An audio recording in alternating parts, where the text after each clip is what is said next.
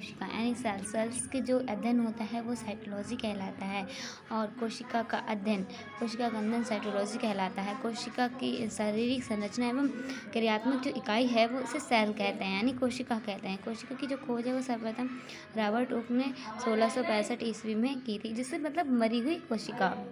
और जीवित कोशिका की खोज जो है वो एंटनी वॉन ल्यूवेनहॉक ने 1674 ईस्वी में की।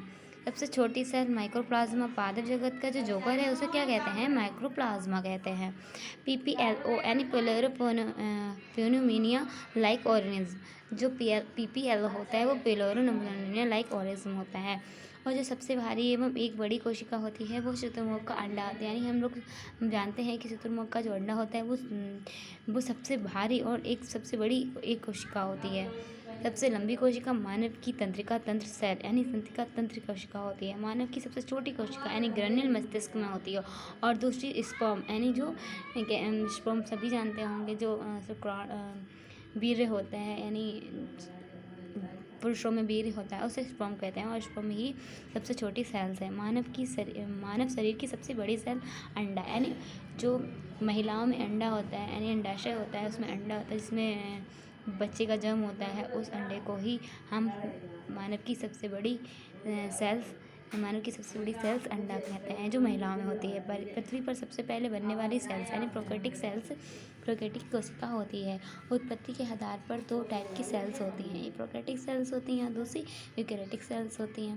प्रोकैरियोटिक सेल्स क्या होती हैं? ये सेल्स सबसे प्राचीन यानी सबसे प्रिमिटिव आद्य या प्राकेंद्रीय सबसे पहले बनने वाली सेल्स हैं। इस सेल्स में आवासीय केंद्रक या छोटा केंद्रक पाया जाता है।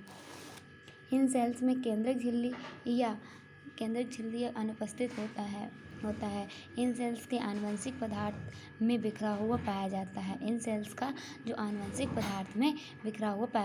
सेल्स में केवल एक ही गुणसूत्र पाया जाता है। इन सेल्स में DNA हिस्टोन प्रोटीन नहीं पाया जाता। इन सेल्स में सामान्यतः सेल डिवीज़न नहीं होता है यानी जो कोशिका का विभाजन होता है वो नहीं होता है। इन सेल्स में माइटोकॉन्ड्रिया, लवक, केंद्रक, गाल्जी और लाइसोसोम्स नहीं पाया जाता है। यानी जो प्रोकैरियोटिक सेल्स होती हैं इनमें माइटोकॉन्ड्रिया, लवक और केंद्रक और गाल्जी लाइसोसोम्स नहीं पाया जाता है। इस प्रकार के सेल्स में जो जीवाणु और नीले हरे शैवाल माइक्रोप्लाज्मा पाए जाते हैं और ये 70S प्रकार के राइबोसोम्स पाए जाते हैं। यूकैरियोटिक कोशिका इसमें पूर्ण विकसित केंद्रक पाया जाता है। यानी जो हम लोगों ने पहले पढ़ा कि प्रोकैरियोटिक कोशिकाएं होती हैं, प्रोकैरियोटिक कोशिकाएं में जो होती हैं वो केंद्रक नहीं पाया जाता है, और जो यूकैरियोटिक कोशिकाएं होती हैं पूर्ण विकसित केंद्रक पाया जाता है, अर्थात ये विकसित या नवीन सेल्स होती हैं। इनमें केंद्रक झिल्ली केंद्रिका पाया जाता है। इस प्रकार की सेल्स में सभी प्रकार के कोशिकांग पाए जाते हैं और इसमें 80S राइबोसोम्स पाए जाते हैं। हमने लोगों ने क्या पढ़ा कि प्रोकैरियोटिक कोशिकाएं होती हैं उनमें 70S राइबोसोम्स पाए जाते हैं, और जो यूकैरियोटिक कोशिकाएं होती हैं उसमें 80S राइबोसोम्स पाए जाते हैं।